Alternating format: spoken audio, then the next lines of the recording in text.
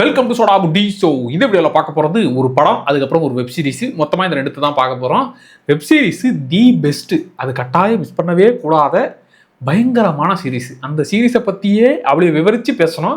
அதுக்கு வரேன். செகண்ட் வந்து இந்த கொரியன் படம் ஒன்று தமிழ் டப்பிங்கில் வந்துச்சு, அது ரெண்டாவதாக பேசலாம். அது நல்லா இருக்கு, பட் அங்கங்கே சில விஷயங்கள்லாம் இருக்குது. அதனால் ஃபஸ்ட்டு நல்லா இருக்கிற இந்த சீரிஸை பற்றி பேசி முடிச்சிடலாம். இதில் ஒரு நல்ல விஷயமும் இருக்குது, ஒரு கெட்ட விஷயமும் இருக்குது. ஒன்று நல்ல விஷயம், இது ஃப்ரீயாகவே எம்எக்ஸ் பிளேயரில் இருக்குது. இன்னொரு கெட்ட விஷயங்கிறது தமிழ் டப்பிங்கில் இல்லைப்பா.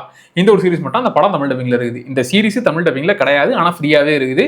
ஓகேவா? சரி, இந்த சீரிஸோட பேர் என்னன்னா made in India a Titan story. Yes, இந்த டைட்டன் வாட்சை உருவாக்குறதுக்கு பின்னாடி இருக்கிற அந்த விஷயங்கள்லாம் என்னென்ன, உருவாக்குறது மட்டும் இல்லை, அதுக்கப்புறம் மக்கள்கிட்ட கொண்டு போய் சேர்க்கறதுன்னு, இப்படி பல விஷயங்களை 6 எபிசோடில் ரொம்ப டீட்டெயிலாக காமிச்சிருப்பாங்க.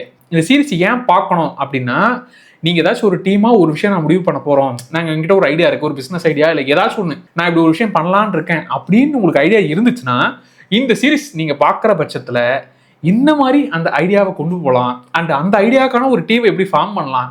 ஐடியா என்கிட்ட இருக்குது, நான் பண்ணக்கூடியது வேற லெவலு, உலகத்துல யாரும் பண்ணாத ஒன்னா கூட இருக்கலாம், ஆனா அதை மக்கள்கிட்ட கொண்டு போய் சேர்க்கறது, மற்றவங்களுக்கு புரிய வைக்கிறது எப்படின்னு, இப்படி பல விஷயங்களை இந்த சீரிஸ் உங்களுக்கு சொல்லிக் கொடுக்கும். அதனாலேயே ஹைலி ரெக்கமெண்டட் இந்த சீரிஸ். இதுல ஜஸ்ட் ஓகேப்பா, வாட்ச் வந்து உருவாக்கணும்னு நினைச்சாங்க, மேட் இன் இந்தியா அப்படிங்கிற ஒரு விஷயம் பண்ணணும்னு நினைச்சாங்க, இந்தியாவிலே உருவாக்க நினைச்சாங்க, உருவாக்கிட்டாங்க, மக்களுக்கு பிடிச்சி போச்சு, அவ்வளவுதானே. இதுல என்ன இருக்குன்னா, வர்ற ஒரு கேரக்டர்ஸும் இந்த சீரிஸ் முழுக்க அவங்க ஒரு சீன், அந்த ஒரு சீன்ல அவங்க தான் ஹீரோ, அப்படி எனக்கு இந்த சீரிஸ்ல இருந்துச்சு.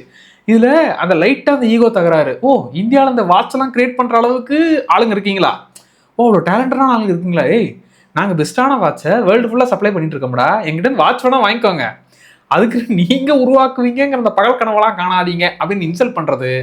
இங்க இந்த ரத்தன் டாட்டா கேரக்டரா அவர் பண்ணவர்லாம் வந்து அப்படியே தாங்க இருக்காரு. அந்த மாதிரி அவரு வேற லெவலில் பர்ஃபார்மர் தான். அண்ட் இந்த கேரக்டர் சும்மா அசால்ட்டா சாப்பிட்டாரு. பிளஸ் இந்த டீம் ஒருத்தருடைய டேலண்ட்டு இந்த வாட்ச் உருவாக்குறதுல என்னென்ன வகையில் அவங்களால கான்ட்ரிபியூட் பண்ண முடியுதுன்னு பல விஷயங்கள். அதுலேயும் ஜஸ்ட் லைக் தட், ஓகே இவங்க வாட்ச் உருவாக்க பார்த்தாங்க, அப்படியே மோட்டிவேஷனை அள்ளி தெளிச்சு நினைச்சதெல்லாம் சக்ஸஸ், எல்லாருமே நல்ல மனசுக்காரங்க, சேர்ந்துட்டாங்க, ஜெயிச்சிட்டாங்க. நீ என்னதான் உலகத்திலே இல்லாத ஒன்றை கண்டுபிடிச்சாலும் அது மற்றவங்களுக்கு புரியணும். இதில் அதான் நான் சொன்னேன்ல, வர ஒரு கேரக்டர்ஸும் அவங்க சும்மா தண்ணி கேன் போட வந்த கேரக்டராக இருக்கலாம், இல்லை சும்மா தலையை காட்டுற கேரக்டராக இருக்கலாம், ஆனால் அவங்களோட ஒப்பீனியன் எல்லாருமே மதிப்பாங்க.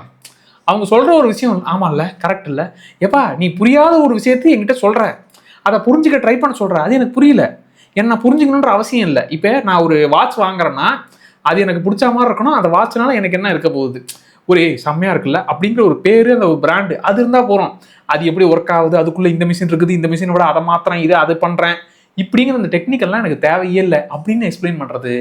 எனக்கு இந்த சீரிஸ் முழுக்க ஒரு எபிசோடும் அவ்வளவு விஷயங்கள் நல்லா இருந்துச்சுடா. இந்த கேரக்டர்ஸை உருவாக்குனது எனக்கு ஓப்பனிங், அந்த ஹீரோ கேரக்டர் அவர் வந்து இந்த பேர் வைக்கிறதுல ஆரம்பிச்சு இந்த டீமாக ஃபார்ம் பண்ணுறது, எனக்கு இதில் ஹைலைட்டான கேரக்டரு ஒருத்தர் கிட்டத்தட்ட திருடன் கேரக்டர் தான். அவர் ஒரு விஷயத்த சொல்லுவார், அதுதான் ஆக்சுவலாக வந்து இவங்களுக்கு அப்படியே பலார்னு விட்டா மாதிரி இருக்கும். டேய் நீங்கள் என்னடா மீட்டிங் போட்டு ஒரு வாட்சை கிரியேட் பண்ணி இப்படி கொண்டு வரணும்னு நினைக்கிறீங்க, அங்கே போகிற போக்கில் இந்த வாட்சை திருடி விற்கிறவன் அவன் ஒரு விஷயத்த சொல்கிறான், அது உங்களை அப்படியே மொத்தமாக டேய் இதுக்கு மேலே நான் சொன்னால் நாங்கள் கம்பெனியில் சிஇஓ தான்டா இருக்கணும்னு அவன் சொல்லிட்டு போவான். வெயிட்டாக இருந்துச்சு. ஸோ இந்த சீரிஸ் வந்து ஹைலி ரெக்கமெண்டட். தமிழ் டப்பிங்கில் பண்ணியிருக்கலாம். ஏன்னா கண்ட கருமாந்திர குப்பை சீரிஸ்லாம் தமிழ் டப்பிங் பண்ணி, விட்டு சீரிஸ்லாம் தமிழ் டப்பிங் பண்ணி விட்டுக்கிட்டு இருக்கிறீங்க. எவ்வளவு நல்ல சீரிஸ் இதே, ஏன்னா தமிழ் டப்பிங் பண்ணலை. ஆனால் தமிழ்நாட்டிலே நடக்கக்கூடிய விஷயங்கள்லாம் சில இருக்கும், தமிழ் சாங்ஸ்லாம் யூஸ் பண்ணிருப்பாங்க, அதெல்லாம் நல்லா இருந்துச்சு. தமிழில் வந்திருக்கலாம், அது ஒன்று தாங்க குறை. இது வந்து எனக்கு குறை சொல்கிறதுக்குலாம் இல்லை. 6 எபிசோடு தான், ஒன்று 1 மணி நேரம். நீங்கள் அதான் சொல்கிறேனே, மொதல் எபிசோடு உங்களை கட்டி போட்டு வேற லெவலாக ஆக்கிடுச்சுப்பா, அடுத்து என்ன பண்ண போகிறாங்க அப்படிங்கிற ஒரு மூமெண்ட் உங்களுக்கு கிரியேட் ஆயிடுச்சுன்னா, அடுத்த 5 எபிசோடும் இதை விட இன்னும் பல மடங்கு உங்களுக்கு ஒரு சாட்டிஸ்ஃபேக்ஷன் கொடுக்கும். அடுத்து சொல்கிறேன், இந்த சீரிஸ் பார்த்து முடிச்சதுக்கப்புறமா யாராச்சும் ஒருத்தர் நீங்கள் கிஃப்ட் பண்ணணும்னா நான் வாட்ச் வாங்கி தரேன் அப்படின்னு நீங்களே ஃபீல் பண்ணுவீங்க. அதுக்கான ஒரு மூமெண்ட்டை, ஒரு வாட்ச் தானே, அதில் டைம் பார்க்க போகிறோம் தானே, அவ்வளோதானே, அதில் என்ன இருக்குது, அது வாங்குறதுல என்ன இருக்குன்னா, அதுக்கு பின்னாடி இப்பேற்பட்ட உழைப்பு, இவ்வளோ கனவு, அதை உருவாக்குறதுக்கு பின்னாடி இத்தனை பேர் அப்படி ஒரு விஷயத்த பண்ணியிருக்கிறாங்கிறதெல்லாம் தெரியும் போதெல்லாம் அந்த பிராண்ட் வேல்யூ, அந்த பிராண்டுன்னு ஏன் நம்ம கொண்டாடுறோன்னு இருக்குல்ல, அது இந்த சீரீஸில் பயங்கரமாக ஃபீல் பண்ண முடிஞ்சது. எஸ், ரொம்ப நல்லா என்ஜாய் பண்ணி பார்த்த ஒரு சீரிஸ். அதனால தான் ஹைலி ரெக்கமெண்ட், இந்த சீரிஸை கட்டாயம் ட்ரை பண்ணுங்க. 2வது படத்துக்கு போவோமா, ஹஸ்பண்ட்ஸ் இன் ஆக்ஷன்ஸ் அப்படின்னு சொல்லி கொரியன் காமெடி படம். சரி, எனக்கு ஆனால் ஃபஸ்ட்டு ஒரு 1/2 மணி நேரம் கடுப்பாக தான் இருந்துச்சு. டி காமெடிங்கிறீங்க, அநியாயத்துக்கு போயினுங்கிறீங்களா அப்படிங்கிற மாதிரி, அது கொஞ்சம் வெறுப்பேற்றுற காமெடியாக தான் இருந்துச்சு, சிரிப்பு வர மாட்டேங்கிறான்ற மாதிரி தான் இருந்துச்சு. ஆனால் போக போக ஒரு மாதிரி சின்ன பிள்ளைத்தனமாக இதுக்கு செட் ஆகிட்டேன்னு வச்சுக்கோங்க. இது என்னன்னா இப்போ ஹீரோயின் வந்து ஆல்ரெடி டைவர்ஸ் பண்ணிட்டாங்க. அவர் வந்து என் பொண்ணை பார்க்க விடு, என் பொண்ணு மேல நான் பாசமா இருக்கேன்னு பொண்ணு பாசத்தினால அப்பப்போ ஒரு மீட் பண்ண வராரு. இப்போ அவங்க புதுசா கல்யாணம் பண்ணி இப்போ புருஷன் இருக்கிற அப்படி. இப்போ முன்னாள் புருஷனும் இன்னாள் புருஷனும் சேர்ந்து இவங்க ஒய்ஃபையும் அண்ட் குழந்தையும் காப்பாற்ற போறது தான் இந்த படம். இவங்க 2 பேரும் மட்டும் இல்லை, இன்னும் பல புருஷன்கள் பல பொண்டாட்டிகள் இப்படி எல்லா புருஷன்மார்களும் சேர்ந்து பொண்டாட்டிகளை காப்பாற்ற போறது. ஐ மீன் தப்பா சொல்லலைங்க, இப்போ என்னோட பொண்டாட்டி நான் காப்பாற்ற வரேன், என்னோட பொண்டாட்டி நான் காப்பாற்ற வரேன் இப்படின்னு டீம் அப் ஆகி புருஷங்காரங்கள்லாம் பொண்டாட்டிகளை எப்படி காப்பாற்றுறாங்கிறது தான் இந்த கதை. ஃபர்ஸ்ட் ஒரு 1/2 மணி நேரம் இவங்க ஃபன் பண்றேன்னு கொஞ்சம் ஓவரா பண்ணுவானுங்க. அது கொஞ்சம் கடுப்பாக தான் இருந்துச்சு, நான் மறுக்கவே இல்லை.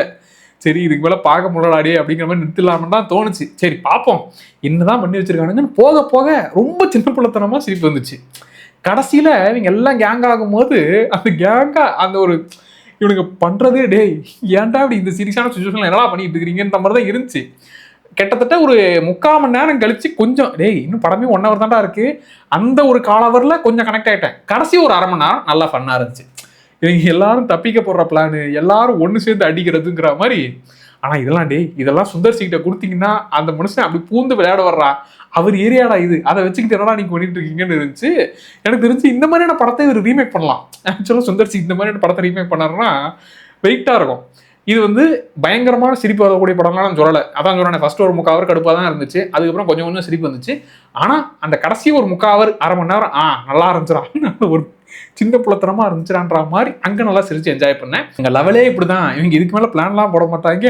அது இல்லாமல் அந்த ஒரு குட்டி பொண்ணு கேரக்டரு தமிழ் டப்பிங்குமே சிலது லைட்டாக அங்கங்கே கெட்ட வார்த்தை மாதிரி லைட்டாக எட்டி பார்க்கும், பெரிய கெட்ட வார்த்தைகள்லாம் இல்லை. பட் கடைசியாக இவங்க பிளான் போடுறது, அடிச்சுக்கிட்டு மாடுறது, அந்த குட்டி பொண்ணு கேரக்டர் நல்லா பண்ணியிருந்தாங்க. கடைசியாக ஓவரால் ஒரு மாதிரி ஜாலியாக அப்படியே ஃபன்னாக போகக்கூடிய படம். கொஞ்சம் ஸ்டார்டிங்கில் கடுப்பாக்கினாலும் போக போக இந்த டீமோட செட் ஆகிடுவீங்க, அப்படியே போவீங்க. ஒரு டைம் பாஸ் கேட்டகரி தான். பயங்கர குபீர் மூமெண்ட், சிரிச்சு வயிறே புண்ணாகிறோம் அந்த லெவல் படம்லாம் இல்லை. சும்மா அப்படியே போட்டு விட்டிங்கன்னா அங்கங்கே ஃபன்னாக அப்படியே கூட்டு போவாங்க. சரி பார்க்கலாம்ப்பா அப்படின்னு ஒரு டைம் பாஸ் கேட்டகரி மூவி, ஜாலியாக இருந்துச்சு, பார்க்கலாம், அவ்வளோதான். ஃபஸ்ட்டு சீரிஸ் தயவு செஞ்சு மிஸ் பண்ணுறாதீங்க, அது தி பெஸ்ட்டான சீரிஸ். இந்த படம் வந்து சும்மா பாருங்க, உங்களுக்கு இந்த காமெடி இவங்க பண்ணுறதெல்லாம் ஒன்றும் பெருசாக இல்லை அப்படின்னாக்கா ஸ்கிப் பண்ணிக்கோங்க. இல்லைப்பா கொஞ்சம் ஒரு மாதிரி ஜாலியாக தான் இருக்குது, இந்த வைபோட கொஞ்சம் செட் ஆகிட்டேன் அப்படின்னாக்கா கண்டினியூ பண்ணுங்க. ஒரு டைம் பாஸ் கேட்டகரியில் இந்த மூவியை வைக்கலாம். ஸோ இந்த 2 பார்த்து முடிச்சவங்க உங்களுக்கு எப்படி இருந்துச்சுங்கிறத மறக்காம கமெண்ட்ல சொல்லுங்க. அண்டு நேற்று தான் ஒருத்தர் கமெண்ட் போட்டிருந்தாரு, Avatar the last airbender season 2 வருதுப்பா, சீசன் 1 ரீகேப்புங்கன்னு. சீசன் 2 இந்த வாரம் தான் வருதுங்கிற மாதிரி இருந்துச்சு. அதை கொஞ்சம் சட்டு போட்டு கிளியர் பண்ணி விட்டுலாம். இந்த ரீகேப் ஏரியாலாம் நம்ம கை வச்சு ஒரு 2 மாதம் கிட்ட ஆயிடுச்சு. அதெல்லாம் கொஞ்சம் பேக் டு பேக் இன்னும் அந்த ஏரியாலாம் கொஞ்சம் கை வைக்கலாம். அடுத்தடுத்து நிறைய வீடியோஸ் பிளான் பண்ணிட்டு இருக்கிறேன். ஸோ அடுத்தடுத்து அது எல்லாத்தையுமே பண்ணி விட்டுலாம்ப்பா. மறக்காம சோடா அப்படி சேனலை சப்ஸ்கிரைப் பண்ணிக்கோங்க.